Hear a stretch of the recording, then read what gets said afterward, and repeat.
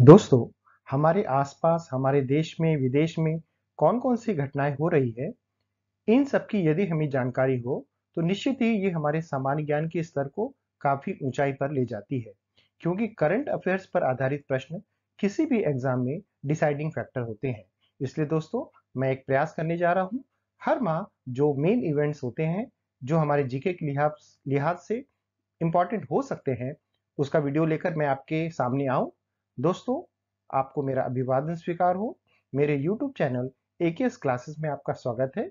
तो बिना देरी किए हम जनवरी 2024 के मेन इवेंट्स पर नजर डालते हैं।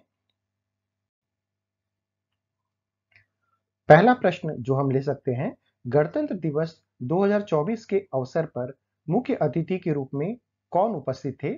इसका उत्तर है फ्रांस के राष्ट्रपति इमानुएल मैक्रो, जो कि इस वर्ष रिपब्लिक डे सेलिब्रेशन में चीफ गेस्ट बने। नेक्स्ट, विश्व आर्थिक मंच की बैठक जनवरी 2024 में किस स्थान पर संपन्न हुई? आंसर है दावोस, जो कि स्विट्जरलैंड में स्थित है। विश्व आर्थिक मंच की बैठक में भारत का प्रतिनिधित्व किसने किया था? आंसर इज अश्वनी वैष्णव, जो कि भारत के केंद्रीय मंत्री हैं। भारत और दक्षिण अफ्रीका के बीच कौन सा टेस्ट मैच केवल 2 दिनों में समाप्त हो गया? आंसर है केपटाउन मैच जो है वह केवल 2 दिनों में समाप्त हो गया। केपटाउन टेस्ट जीतने वाला पहला एशियाई देश कौन बना? आंसर है Bharat. India open super 750 badminton tournament में पुरुष युगल का खिताब किसने जीता? आंसर है कैंग मिनहुक और सियो सेयुंग की जोड़ी ने जीता। India open super 750 badminton tournament में पुरुष युगल में उप विजेता बने। आंसर है भारतीय जोड़ी सात्विक साईराज रंकीश रेड्डी और चिराग शेट्टी, इन्होंने उप विजेता का खिताब जीता। इंडिया ओपन बैडमिंटन में पुरुष खिताब किसने जीता? आंसर है सी यूकी, इन्होंने मेंस टाइटल जीता single. An uncommon love the early life of Sudha and Narayana Murthy की लेखिका कौन है? आंसर चित्रा बनर्जी दिवाकरुणी, जो कि अमेरिका बेस्ड लेखिका है, उन्होंने लिखा। भारतीय वायुसेना के किस विमान ने रात के समय कारगिल में लैंडिंग करने में सफलता हासिल की? Answer is Hercules. यह विमान कारगिल में रात के समय लैंडिंग करने में सफलता हासिल कर इसने भारतीय वायुसेना की ताकत को काफी अधिक बढ़ा दिया है। ब्रिस्बेन इंटरनेशनल टेनिस टूर्नामेंट में पुरुष एकल का खिताब किसने जीता? इसका उत्तर है ग्रिगोर दिमित्रोव ने। इसी प्रकार से ब्रिस्बेन इंटरनेशनल टेनिस टूर्नामेंट में महिला सिंगल का जो खिताब है वह एलेना रायबकीना ने जीता है। नेक्स्ट क्वेश्चन इज, प्रधानमंत्री श्री नरेंद्र मोदी ने गांधीनगर में वाइब्रेंट गुजरात ग्लोबल समिट का उद्घाटन कब किया? उत्तर है 10 जनवरी 2024 को। गांधीनगर में आयोजित वाइब्रेंट गुजरात ग्लोबल समिट में मुख्य अतिथि के रूप में कौन मौजूद थे? आंसर है संयुक्त अरब अमीरात के राष्ट्रपति मोहम्मद बिन जायद अल नहयान, ये चीफ गेस्ट थे। गांधीनगर में आयोजित वाइब्रेंट गुजरात ग्लोबल समिट का मुख्य विषय क्या था? यह आंसर है gateway to the future. Vibrant Gujarat global summit में कितने देश शामिल हो रहे थे? आंसर है 34 देश और 16 संगठन। इस प्रकार से ये जो वाइब्रेंट गुजरात ग्लोबल समिट है उसके माध्यम से भारत की पहचान एक आर्थिक शक्ति के तौर पर बहुत सारे राष्ट्रों तक पहुंचती है। लोग भारत की आर्थिक ताकत को समझ पाते हैं। दोस्तों, जनवरी का महीना अयोध्या में रामलला की प्राण प्रतिष्ठा से काफी अधिक चर्चित रहा। तो आइए कुछ प्रश्न इससे भी देखें। अयोध्या में राम जन्मभूमि में नवनिर्मित मंदिर में रामलला की प्राण प्रतिष्ठा कब संपन्न हुई? आंसर है 22 जनवरी 2024 को। अयोध्या में जो श्री राम मंदिर निर्माण समिति बनी उसके सभापति कौन थे? आंसर है नृपेंद्र मिश्र जी। इसी प्रकार श्री राम जन्मभूमि तीर्थ क्षेत्र के अध्यक्ष महंत नृत्य गोपाल दास जी रहे। नवनिर्मित मंदिर जो राम मंदिर बना, उनके गर्भगृह में प्रतिष्ठित रामलला के बाल्य स्वरूप मूर्ति का निर्माण किसने किया? आंसर है कर्नाटक के मूर्तिकार अरुण योगीराज जी ने। 27वां राष्ट्रीय युवा महोत्सव का आयोजन किस स्थान पर किया गया? आंसर है महाराष्ट्र के नासिक जगह पर किया गया है। बिहार के किस पूर्व मुख्यमंत्री को मरणोपरांत भारत रत्न देने का ऐलान किया गया? आंसर है स्वर्गीय श्री कर्पूरी ठाकुर जी को भारत रत्न देने का ऐलान किया गया है। भारत में किन दो बड़ी कंपनियों के बीच में व्यापारिक समझौता अभी समाप्त हुआ जो कि काफी चर्चा में रहा?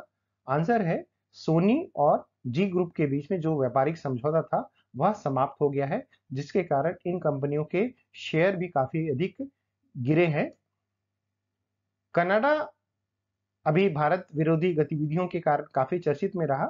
अभी कनाडा ने विदेशी छात्रों के रहने के लिए कितने वर्षों की सीमा निर्धारित की है? मतलब कनाडा में जो विदेशी स्टूडेंट्स हैं वो कितने साल तक रह सकते हैं? तो इसका उत्तर है 2 वर्ष तक वे रह सकते हैं। छत्तीसगढ़ के चीफ जस्टिस श्री रमेश सिन्हा ने किन्हें छत्तीसगढ़ उच्च न्यायालय के नए जज के रूप में शपथ दिलाई? आंसर है न्यायमूर्ति अरविंद वर्मा जी को वहां का जस्टिस नियुक्त किया गया है। राहुल गांधी की भारत जोड़ो न्याय यात्रा कहां से प्रारंभ की गई? उत्तर है मणिपुर के टैबोल से। यह 14 जनवरी 2024 को प्रारंभ हुआ। ग्लोबल रेटिंग एजेंसी फिच ने भारत की रेटिंग को कितने पर बरकरार रखा है? आंसर है BBB अर्थात ट्रिपल बी। ये भारत की रेटिंग फिच ने उसे मेंटेन रखा है। ग्लोबल रेटिंग एजेंसी फिच ने 2024 में भारतीय अर्थव्यवस्था की वृद्धि दर कितने प्रतिशत रहने का अनुमान लगाया है? आंसर है 6.9%। बिहार में हाल ही में मुख्यमंत्री नीतीश कुमार ने किस दल की समर्थन से अपनी सरकार बनाई? आंसर है भारतीय जनता पार्टी। उनके समर्थन से नीतीश कुमार जी ने 9वीं बार मुख्यमंत्री पद की शपथ ली है। प्रधानमंत्री श्री मोदी के द्वारा प्रधानमंत्री सूर्योदय योजना का शुभारंभ कब किया गया? आंसर है 22 जनवरी 2024 को। ये जो सूर्योदय योजना है उसमें कितने घरों में रूफटॉप सोलर सिस्टम लगाया जाएगा? आंसर इज 1 करोड़ घरों में यह रूफटॉप सोलर सिस्टम लगाया जाएगा। विदेश मंत्रालय ने अरिंदम बागची के स्थान पर किसे विदेश मंत्रालय का नया प्रवक्ता बनाया है? आंसर है रणधीर जायसवाल जी को। रियल मैड्रिड ने बार्सिलोना को हराकर कौन सा टूर्नामेंट जीता है? आंसर है Spanish super cup football tournament real Madrid ने जीता। आइए बात करें भारत की अंतरिक्ष के क्षेत्र में जो प्रगति हो रही है उसके बारे में। प्रश्न लेते हैं, भारत का पहला सोलर मिशन का क्या नाम है? आंसर है आदित्य L1। आदित्य L1 का प्रक्षेपण कब और कहां से किया गया? आंसर है आंध्र प्रदेश के श्रीहरिकोटा प्रशिक्षण केंद्र से 2 सितंबर 2023 को उसका लॉन्चिंग किया गया है। सोलर यान आदित्य L1 का लक्ष्य किस कक्षा में पहुंचना था? आंसर है हेलो कक्षा, जिसे लैग्रेंज पॉइंट 1 या L1 पॉइंट कहते हैं। आदित्य L1 कब हेलो कक्षा में पहुंचा? आंसर है 6 जनवरी 2024 को आदित्य L1 जो है वह अपनी लैग्रेंज पॉइंट 1 या L1 कक्षा में सक्सेसफुली पहुंच गया। आइए बात करें राष्ट्रीय खेल पुरस्कार 2023 के, जिनके विजेताओं को भारत की राष्ट्रपति श्रीमती द्रौपदी मुर्मू के हाथों सम्मान प्राप्त हुआ। इनमें ध्यानचंद पुरस्कार जो जीवन पर्यंत उपलब्धियों के लिए दिया जाता है, इस वर्ष किसे प्रदान किया गया है? आंसर है मंजूषा कंवर जो कि पूर्व बैडमिंटन खिलाड़ी हैं, उन्हें विनीत कुमार शर्मा जो कि पूर्व हॉकी खिलाड़ी हैं, और कविता सलवाराज जो कि पूर्व कबड्डी खिलाड़ी हैं, इन्हें अपनी उपलब्धियों के लिए ध्यानचंद पुरस्कार जीवन पर्यंत प्रदान किया गया है। मेजर ध्यानचंद खेल रत्न पुरस्कार इस वर्ष किसे प्रदान किया गया है? आंसर है चिराग शेट्टी और सात्विक साईराज रंकीरेड्डी को, जो कि भारत के प्रसिद्ध बैडमिंटन खिलाड़ी हैं। उन्हें ध्यानचंद खेल रत्न पुरस्कार प्रदान किया गया। इस वर्ष अर्जुन पुरस्कार से सम्मानित किया गया। आंसर है अनेक खिलाड़ियों को किया गया। क्रिकेट के लिए मोहम्मद शमी को किया गया है।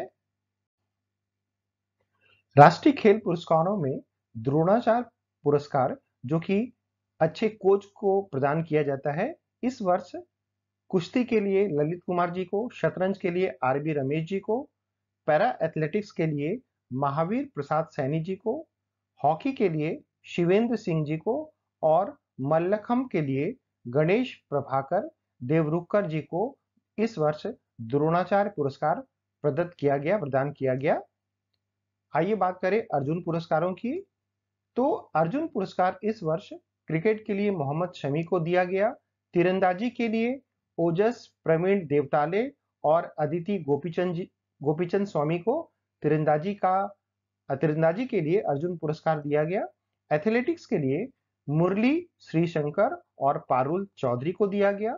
मुक्केबाजी के लिए मोहम्मद हुसामुद्दीन को दिया गया, जबकि शतरंज के लिए आर वैशाली को अर्जुन पुरस्कार प्रदान किया गया है।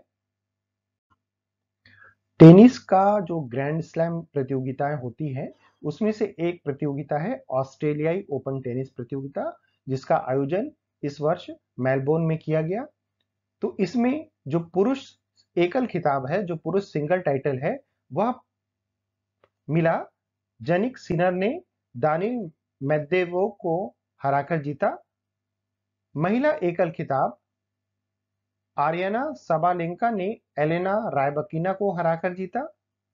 पुरुष युगल खिताब रोहन बोपन्ना और एबडेन की जोड़ी ने सिमोन बोलेली और एडिया वावासोरी को हराकर जीता। इसी जीत के साथ ऑस्ट्रेलियाई ओपन टेनिस प्रतियोगिता 2024 में सेमीफाइनल में पहुंचते ही भारत के जो रोहन बोपन्ना है, वो सबसे अधिक आयु में वर्ल्ड नंबर 1 खिलाड़ी बने हैं। यह कारनामा उन्होंने 43 इयर्स की एज में किया है। उन्हें बधाई। नेक्स्ट क्वेश्चन, रेलवे बोर्ड के पूर्व प्रमुख अनिल कुमार लोहाटी को किस पद के लिए चुना गया? आंसर है इसका ट्राई के चेयरमैन के पद हेतु उन्हें सेलेक्ट किया गया है। भारतीय क्रिकेट बोर्ड के सचिव जय शाह को किस परिषद का अध्यक्ष चुना गया? आंसर है एशियाई क्रिकेट परिषद का उन्हें अध्यक्ष बनाया गया है। दोस्तों, जनवरी 2024 के जो महत्वपूर्ण प्रश्न थे, महत्वपूर्ण बिंदु थे, उसका सिलेक्शन मैंने किया है। उम्मीद है कि ये आपके करंट अफेयर्स के नॉलेज को बढ़ाएगा और आगामी जितने भी एग्जाम होंगे उसमें ये आपको हेल्प करेगा। आपके सहयोग के लिए धन्यवाद। अगर आपको मेरा यह वीडियो पसंद आए तो please subscribe to my channel and support me. Thank you.